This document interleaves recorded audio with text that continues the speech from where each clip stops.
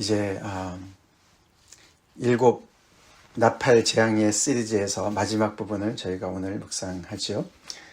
여섯째 나팔 재앙과 일곱째 나팔 재앙 사이에 그 막간의 이야기가 10장, 11장 전반부까지 이렇게 나왔는데, 요한에게 다시 한번 펴놓인 책을 먹으라고, 작은 두루마리를 먹으라고 그러고 다시 예언하라고 이렇게 개인적으로도 말씀하시고, 또 두 증인의 그런 환상을 통해서 교회에게 계속해서 복음을 전파하라고 하나님께서 지켜주시니까, 그러나 또 박해를 받지만 또 죽임을 당하겠지만 하나님께서 다시 정말 예수 그리스도를 다시 살리신 것처럼 그렇게 다시 살리실 것을 약속하시면서, 정말 이 어떻게 보면 요한계시록 전체에서 가장 또 핵심적인 메시지라고 볼 수 있었던 그런 11장의 이야기, 그런 막간의 이야기가 이제 마무리가 되고, 오늘 14절부터 19절에 이제 마지막 셋째 화에 대한 이야기가 나옵니다.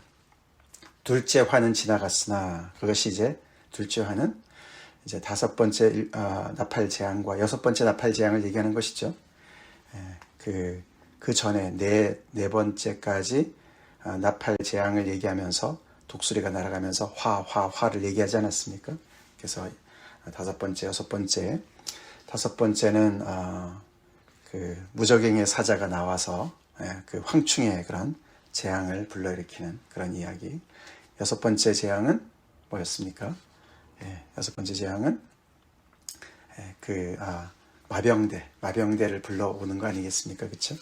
그래서 2만만의 마병대가 와서 정말 사람을 3분의 1이나 죽이는 그런 엄청난 화를 얘기했는데, 마지막이 세 번째 화는 과연 어떤 내용인가?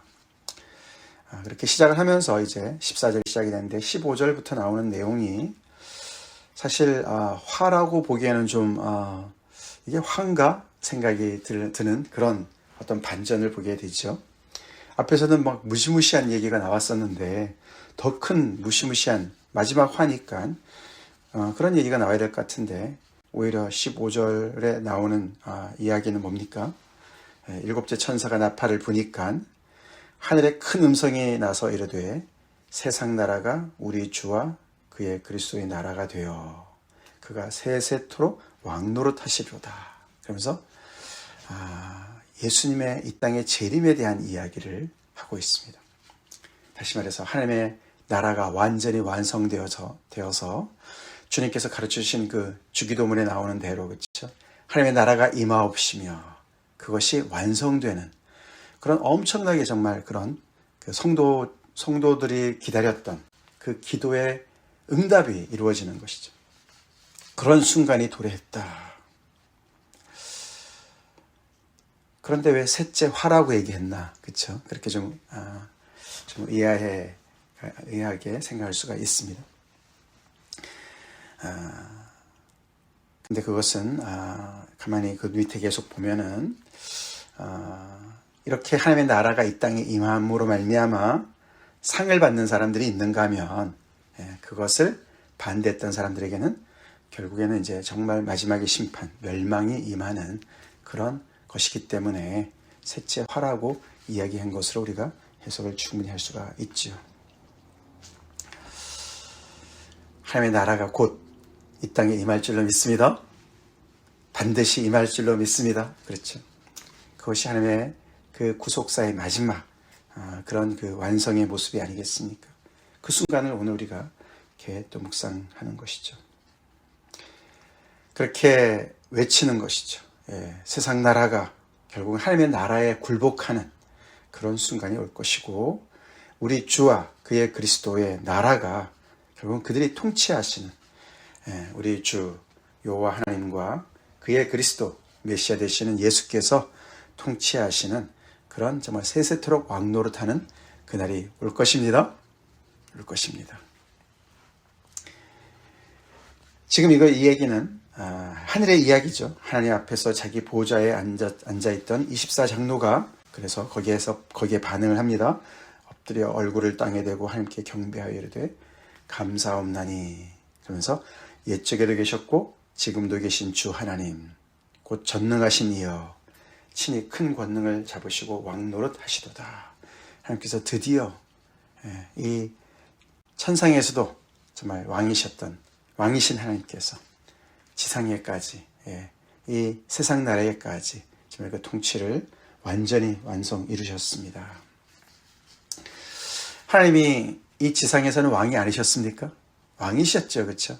그런데 하나님의 그 권세를 대적하는 세력들 때문에 그렇게 된 것이고, 결국은 그 하나님께서 사실은 또 그의 메시아 아들 그리스도를 통치해서 그를 통해서 통치하시지 않습니까? 그렇죠? 그래서 정말 그 예수 그리스도께서도 원래 법적으로 왕이셨지만 이제는 이 지상에서 사실적으로도 왕으로 인정받는 그런 때가 되었다라고 얘기하면서 하나님을 찬송합니다. 여기서 흥미로운 것은 17절에 옛적에도 계셨고 지금도 계신 주 하나님, 이 표현이 나오는데 우리가 1장이나 4장에서 이미 봤지만 거기에 하나가 빠져 있어요. 그렇죠? 하나님을 부를 때 옛적에도 계셨고 지금도 계시고 그 다음 뭐죠? 장차 오실 하나님이라고 그랬어요. 장차 오실 하나님. 근데 여기는 장차 오실 이라는 말이 빠져 있어요. 왜요? 이제 오셨기 때문에. 장차 오실 이라고 얘기했는데 이제 그것이 현실이 되었기 때문에. 그래서 그렇게 그것을 빼고 이렇게 하나님을 부릅니다. 사실 이 이야기는 시편 2편의 이야기를 그대로 따서 그것이 이렇게 성취된 것으로 이렇게 요한이 기록하는 것이죠. 우리가 시편 2편 1절 2절 보시면은 어찌하여 이방 나라들이 분노하며 민족들이 헛된 일을 꾸미는가. 세상의 군왕들이 나서며 관원들이 서로 꾀하여 여호와와 그의 기름 부음 받은 자를 대적하며. 이것이 현실이죠. 그렇죠? 여호와께서 그의 기름 부음 받은 자 메시아 그리스도를 통해서 통치하시려고 하는데 계속 세상 나라가 대적을 했어요. 그렇죠? 그런데 오늘 보니까 이제 그 세상 나라가 무릎을 꿇는 것이죠. 자, 그러면서 18절에 오늘 본문 다시 18절에 이방들이 분노하매, 여기 시편 2편도 똑같이 그렇죠? 하나님 앞에 대적합니다. 그들이 어떻게 대적했습니까? 우리가 그의 맨 것을 끊고 그의 결박을 벗어버리자. 그러고 하나님께 대적하는 것이죠. 자기들이 힘이 있다고, 권세가 있다고. 지금 로마 제국이 그렇고 지금까지 그 이후로도 계속해서 세상의 제국들이 하나님을 대적하지 않습니까? 그들이 하나님을 향해서 분노합니다. 결박을 끊겠다. 무슨 결박을 끊습니까? 자기들이 하나님 노릇한다는 것이죠. 그렇죠? 하나님의 간섭 받지 않고 우리가 우리 멋대로 살겠다. 그게 세상의 모습인데, 그래서 이렇게 하나님의 그 통치를 향해서 계속 대적하고 분노했는데 주의 진노가 내려 죽은 자를 심판하시며. 하나님의 진노가 더 크죠? 그들이 분노하지만 하나님의 진노가 훨씬 더 적법하고, 왜요? 이 세상을 지으신 분이시니까. 그래서 하나님의 그 진노, 어린 양의 진노, 그 진노대로 이 모든 세상의 그 불의를 하나님께서 바로 잡으시는 날이 오고, 그것을 바로 잡으시고 세상을 온전히 세세토록 통치하실 날이 온다는 것이죠. 그래서 그들에게는 심판이 오고, 종 선지자들과 성도들과 또 작은 자든지 큰 자든지 주의 이름을 경외하는 자들, 교회를 얘기하는 것이고 그리스도를 따르는 그런 종들을 얘기하는 것이죠. 그들에게는 상 주시며 또 땅을 망하게 하는 자들을 멸망시킬 때다. 그래서 하나님께서 계속 참으시고 인내하시고, 처음 7인의 재앙에서는 마지막에 4분의 1을, 그렇죠? 땅의 4분의 1을 심판하시게 하시고, 두 번째 재앙에서, 7재앙, 나팔 재앙에서는 3분의 1, 그렇죠? 그것도 처음에는 자연계를, 그 다음에는 사람을 괴롭게 하다가, 그 다음에 사람의 3분의 1을 목숨을 잃게 하는, 이렇게 점차적으로 계속해서 이렇게 강도를 높여가면서 회개하라고, 돌아오라고. 하나님의 그 심판 속에서도 정말 긍휼을 그렇게 끝까지 베푸시는, 은혜를 베푸시는 그런 모습으로 세상에 계속 경고를 하셨는데 이제는 그 끝을 보는 것이죠. 하나님의 정의를 실현하시는 그런 그 멸망의 순간이 다가왔습니다. 셋째 화가 그렇게 드러났다는 것이죠. 이제는 툴레이트입니다. 그렇죠? 툴레이트예요. 너무 늦었어요. 돌아올 수도 없고 회개할 수도 없고 끝난 것이죠. 다른 기회가 없습니다. 그런 순간이 온다는 거죠. 그래서 우리 하나님의 오래 참으심을 우리가 경시해서는 안 됩니다. 그렇죠? 하나님께서 오래 참으시는 거죠. 오래 인내하시고 참으시는 것은 하나님의 그 사랑 때문이고 그리고 하나님의 무한하신 긍휼 때문인 것이죠.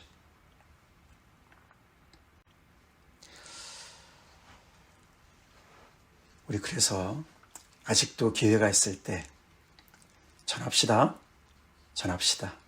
아직도 기회가 있을 때 우리 하나님께 돌이켜서 회개하고 주님 앞에 나올 수 있도록 우리 자신뿐만 아니라 우리 주변에 아직도 주님을 믿지 않는 많은 사람들에게 복음을 열심히 전합시다. 이 순간이 온다고요. 믿고 싶어도 믿을 수 없는, 돌이키고 싶어도 돌이킬 수 없는 그 순간이 온다는 것입니다.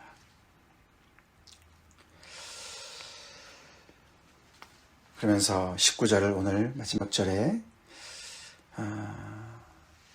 그 요한에게 또 다시 하나가 보이는데 이번에는 하늘에 있는 하나님의 성전이 활짝 열렸어요. 근데 얼마나 열렸냐면 그 안에 하나님의 언약궤가 보입니다. 우리가 우리 출애굽기에 있는 성막도 그렇고 솔로몬의 그 성전 안에 있는 그때도 그렇고 언약궤는 어디 안에 있습니까? 그렇죠? 가장 은밀한 곳에, 그렇죠? 지성소에 있습니다. 아무나 들어갈 수 없는 곳에 있습니다. 성전에 들어가서 예배를 드린다 하더라도 절대로 볼 수 없는 것이 언약궤였어요. 그렇죠? 근데 지금 이 환상, 이 요한이 보는 환상은 하나님의 언약궤가 보이는 거예요. 사실 이 언약궤는 그 바벨론 제국에 멸망당할 때 그때 성전이 회파가 됐으니까 그렇죠. 그때 그 언약궤가 어떻게 되었는지 몰라요. 기록이 없어요. 그리고 다시 이제 예루살렘 성전이 또 다시 다시 돌아와서 또 짓지 않습니까? 예수님 당시에도 성전이 있었고 그렇죠. 그래서 이 AD 70년 때 그때 그 로마군이 들어와서 그 성전을 완전히 또 다시 멸망시킬 때 그 로마 장군 하나가 이 지성소 안에 들어가 봤다잖아요. 근데 거기가 비어 있었답니다. 언약궤가 없는 거죠. 그래서 이 유대인들한테는 이 언약궤에 대한 그런 전설이 꽤 있다고 그래요. 그래서 언약궤가 다시 나타날 때 하나님의 그 역사가 완전히 마무리될 것이다.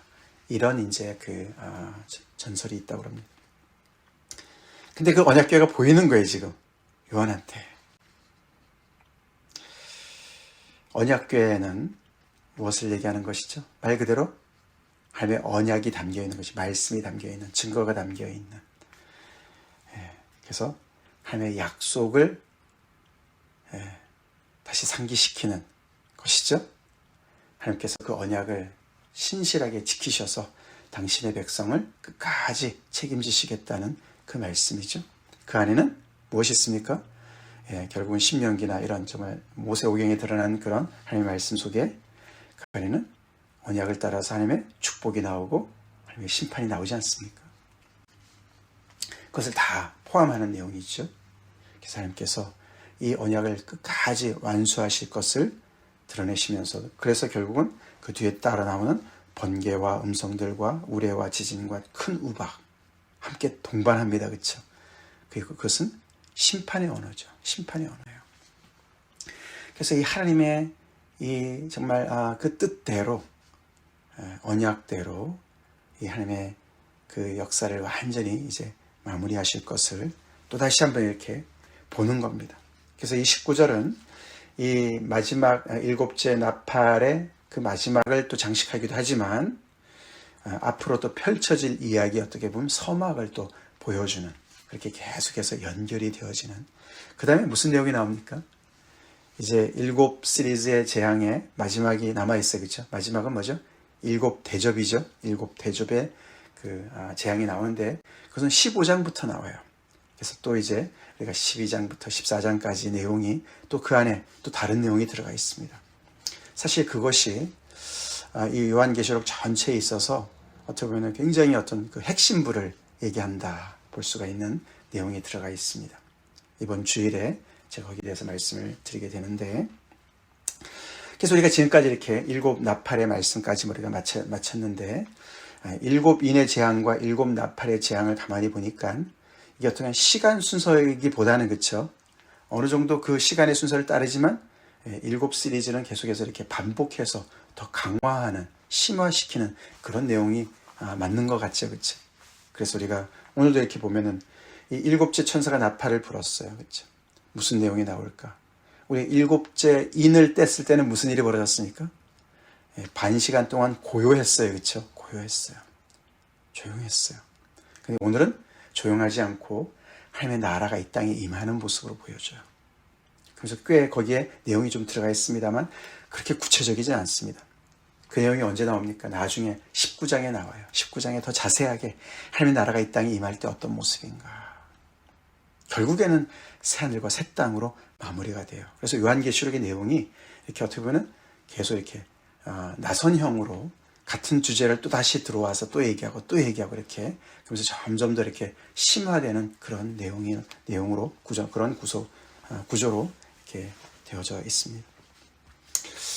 그래서 우리가 이렇게 요한계시록을 읽을 때 오늘 말씀 같은 경우도 그렇게 쉽게 들어오는 내용은 아니지만 전체적인 그림 속에서 이렇게 보면은 보여요, 그렇죠? 보이죠? 어느 정도 그 줄거리가 보입니다. 결국 하나님께서 승리하시죠? 그리고 하나님을 온전히 믿고 따르는 경외하는 자들, 주의 이름을 경외하는 자들은 하나님 앞에 구원의 상을 얻을 줄로 믿습니다. 최후 승리를 얻게 되고 결국에는 우리의 주 그리스도께서 하나님과 함께 왕노릇하실 것입니다. 하나님이 다스리시는 그 나라가 이 땅에 임할 거라는 것이죠.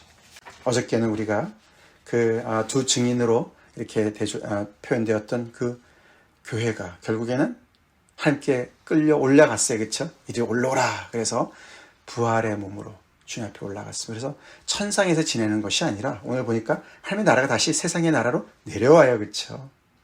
그게 마지막이에요. 우리가 죽어서 천국 간다. 그게 끝이 아닙니다. 예. 우리가 죽으면은 몸은 우리 이 땅에 묻히지만 우리의 영이 주님 앞에 갑니다. 그렇죠? 주 앞에 갑니다. 잠깐 가 있는 거예요. 하나님의 나라가 이 땅에 임할 때 우리는 다시 새로운 몸으로 주님과 함께 정말 그런 신령한 몸으로 주님과 함께 왕노릇 할 줄로 믿습니다. 그래서 장차 오실 그 주님께서 다시 오시는 날이 화가 되지 않도록, 그렇죠? 마지막 하나님의 나라가 이 땅에 임할 때 그것이 우리의 감사와 찬양의 대상이 되고 정말 그보다 더 큰 복이 없어야지 반대로 그것이 완전히 끝나는 멸망의 그런 맞닥뜨림이 되어서는 안 된다. 우리 이거 믿습니까? 사람들은 미래를 예측하기를 원하죠. 미래학자들도 있습니다. 그렇죠? 이 세상이 어떻게 될 거라고 얘기합니까? 이대로 가다가는 지구 종말한다. 그렇죠? 멸망한다. 그럼 그냥 신앙을 얘기 안 해도 지금 얼마나 정말 여기저기서 엄청난 그런 정말 이 땅이 정말 이 지구가 몸살을 앓고 있습니까? 온 사방에서. 그렇죠?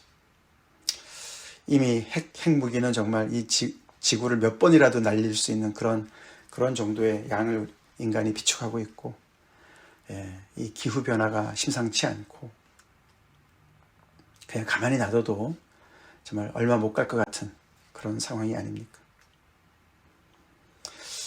그것은 과학적으로 어떤 그런 세상의 어떤 인간이 이성적으로 판단을 해도 그렇다고 얘기를 합니다. 근데 우리는 성경을 믿는 사람들이죠? 하나님의 진리의 말씀을 믿는 사람들이에요. 그렇죠? 성경은 뭐라 그럽니까? 그런 모든 과정들은 회개하라는 하나님의 경고다. 믿습니까? 그리고 여전히 하나님께서 잡고 계시죠? 4분의 1을, 3분의 1을, 10분의 1을 계속 하나님께서 정해 놓으시는 거예요. 이 세상은 그냥 자멸하지 않습니다. 그렇죠? 망해도 하나님의 심판 때문에 망하는 것이지 그냥 자멸하는 것이 아니에요. 하나님께서 붙잡고 계십니다. 그래서 그 사이에 빨리 정신 차리고 회개하라고. 그리고 하나님께서 결국은 재창조하실 것입니다. 재창조하실 것이에요. 그렇기 때문에 믿는 사람들은 이 피조 세계도 책임 있는 행동을 해야 돼요. 잘 돌볼 수 있는 그런 사람들이 돼야 돼요. 그냥 당장 이익이 된다고 그냥 계속해서 이렇게 탄소를 배출하면은 이 이상기후를 계속 더 많이 만든다고 얘기하는데도 불구하고 그런 건 다 가짜야 그러고 그냥 계속 눈앞에 있는 이익만 추구하는 이런 그 정책을 펴는 나라들, 특별히 강대국 중에서 말이죠. 트럼프가 그러지 않습니까? 그런 거 다 폐지하라 그러고 말이죠. 한국에서도 그런 걸 또 거짓이라 그러고 그런 사람들도 많이 있습니다.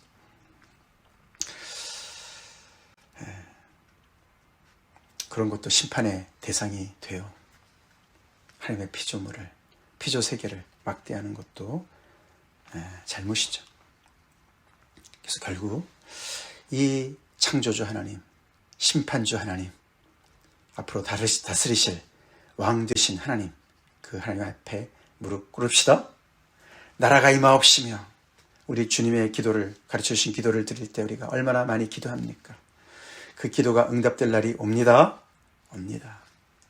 주님의 나라가 이 땅에 임하실 때 우리가 기뻐 뛰겠습니까? 그렇죠. 그보다 더 큰 정말 소원 성취가 없죠. 그날 우리가 기억하며 또 다시 한번 주님 앞에 우리 자신을 또 돌아보고 우리가 해야 될 일들을 합시다. 회개할 거 회개하고 우리의 사명을 자리로 다시 돌아가서 복음을 전파합시다. 갈리는 역사가 완전히 끝나는 때가 온다는 것이에요. 사랑하는 사람들을 기억하면서 생각하면서 다시 한번 우리가 경각심을 가집시다. 다 같이 기도하겠습니다. 하나님 감사합니다. 하나님의 뜻이 하늘에서 이루어진 것처럼 땅에서 이루어지고 하나님의 나라가 속히 임하기를 원하는 그런 아버지 기도가 응답되는 오늘 그 순간 말씀을 묵상합니다.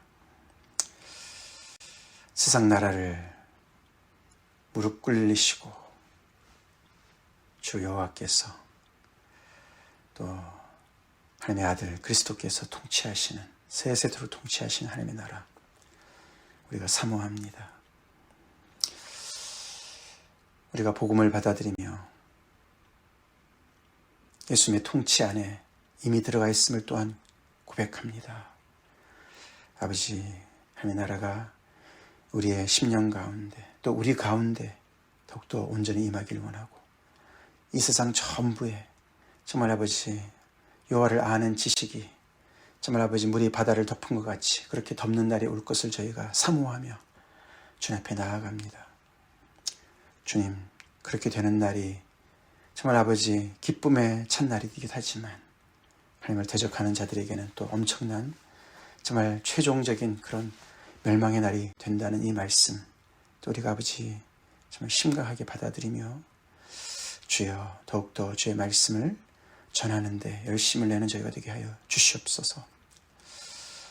세상에 수많은 일들이 벌어지고 있습니다만 하나님께서 모든 것을 다 통제하시고 통치하시고 주관하시고 당신의 뜻대로 모든 것을 이루시며 경고하시는 것을 우리가 잊지 않게 도와주시고 그럴수록 더욱더 하나님의 말씀 앞에 바로 서며 우리의 본분을 다하며 주님 충성된 주님의 종들로 여호와를 경외하는 자들로 더욱더 아버지 정결하게 저희들을 세워주시옵소서. 교회를 세워주시옵소서. 예수의 이름 받들어 간절히 기도 올렵나이다. 아멘.